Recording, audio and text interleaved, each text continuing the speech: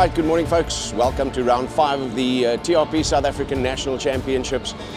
A little bit of wet weather, worked hard, get the track sorted, but I think today's going to be one of those days.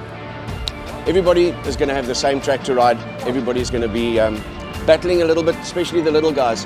But hey, still a wonderful day. No rain for today. Hopefully it's going to be that way for the rest of the day. But we're all here to have fun at round 5 TRP South African National Motocross Championships. We'll focus in on our 85 and our MX2s on this week's show. Get ourselves ready for all of the wild action coming in from Cape Town at Zone 7. The crew did an amazing job to get the track prepped in time for us to go racing for the Nationals.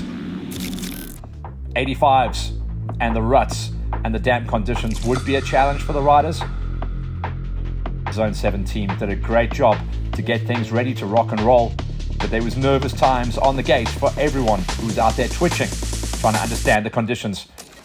Brody Bircher was an absolute machine gun, firing himself off the gate, knowing that Whole Shot City was going to be his best chance of running away with the numbers. Frosty was there with him, with Retief and Van Fake doing the chase down.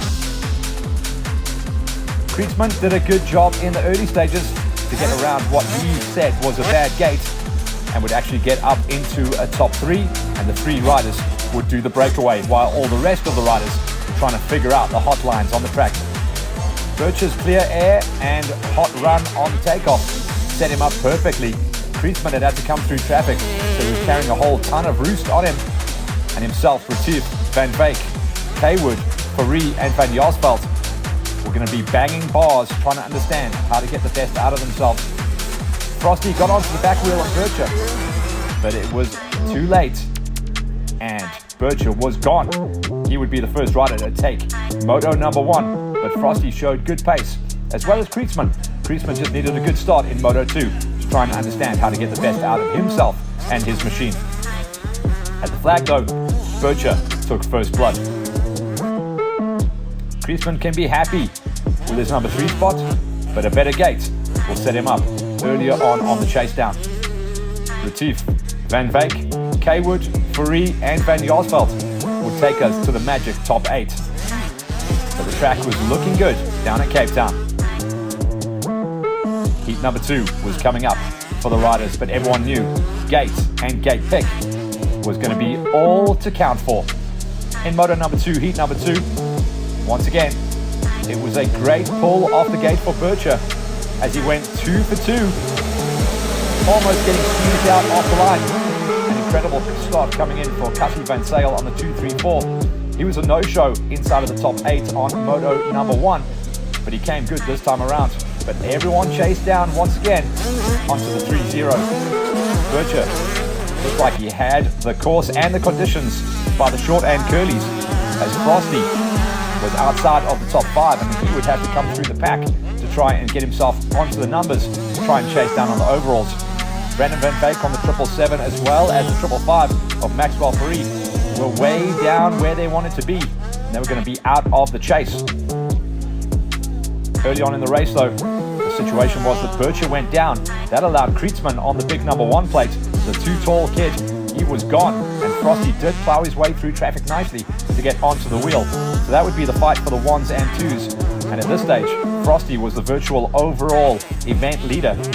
Bircher would pick himself up nicely, but it looked like the overall was gone from his grasp. At one point down outside of the top 5, would climb his way back up into a top 4, but that meant Retief was looking good into a number 3 spot, but first and second place was all about Krietsman and Frosty. Van Veek, a good job of work with Van Zyl. The 2-3-4 impressed very well in heat number 2, but the track was definitely fading away for the riders, and the exhausting conditions were coming into play towards the late stages of the moto. Very late on in the race, Frosty on the 28 did pull the pin, got his KTM ahead of the Husqvarna of Krietsman, and he would walk away. That gave him the overall on the day as well. He went 2-1 to take the overall, beating Bircher, who went 1-4, Krietsman, Retief, Van Veek and Fourie. We chatted to Frosty after the race.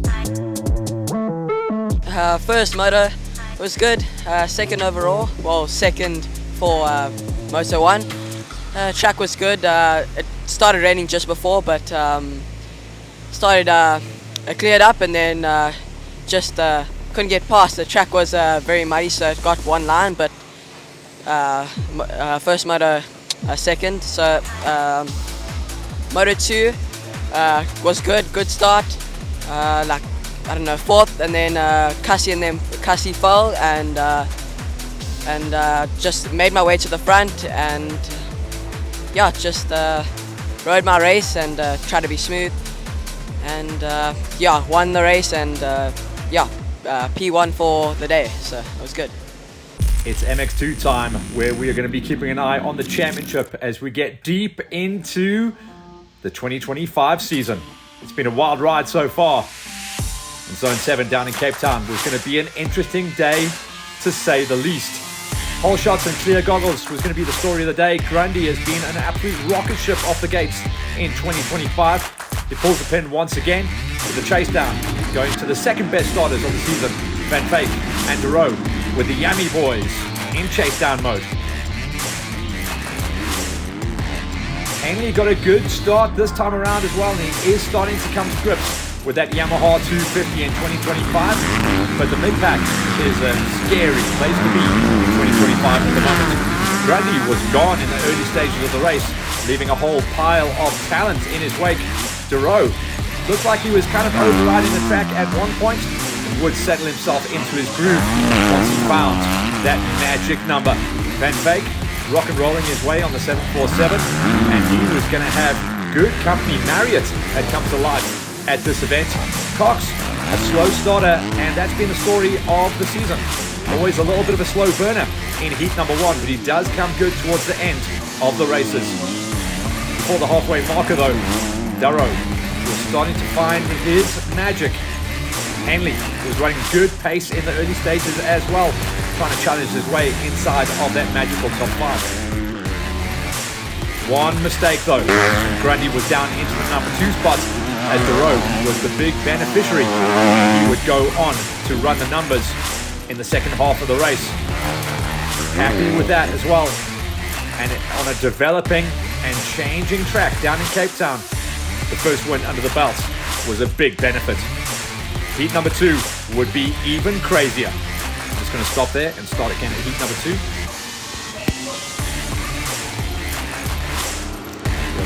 Back, so last statement even crazier.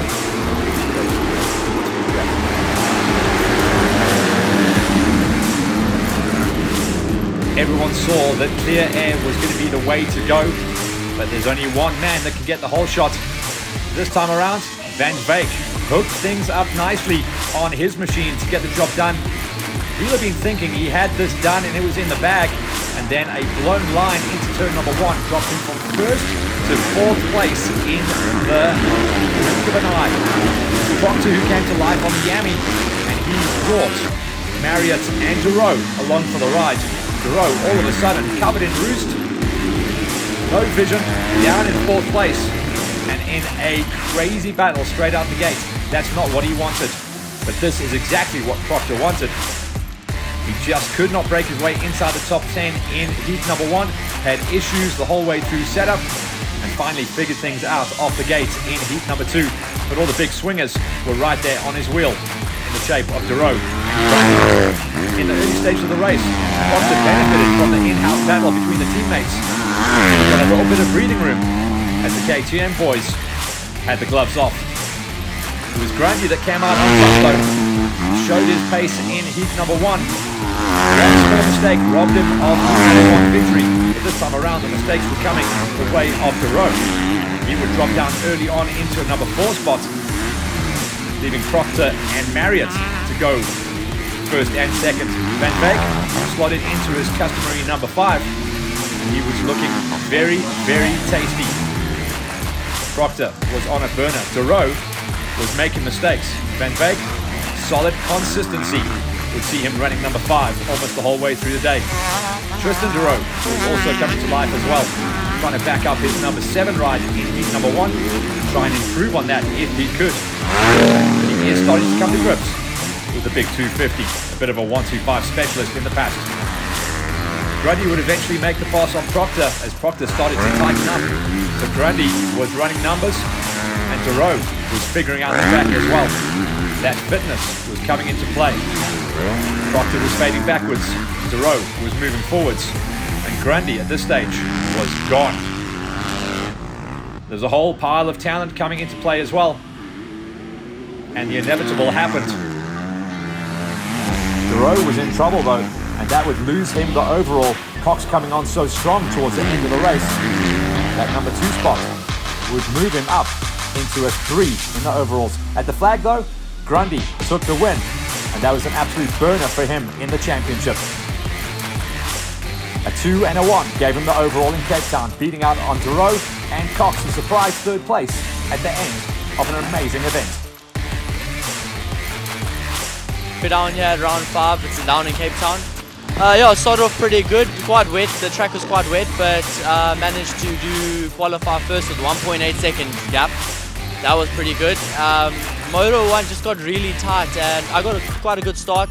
I just got to the front quick and then I just got really tight and then just obviously thought about long run championship, and which is what we did. So I salvaged the second, and then Moto 2 also hungry again. I got like a 4th place start but came out second, and then just from there just honestly rode my own race. I was getting a bit interfered, like there were other riders trying to interfere with me, but just blocked them out and just rode my own race, and then it all came into my hands at the end and I managed to go 2-1 for the overall. Awesome, man. Congratulations. Thank you, appreciate it.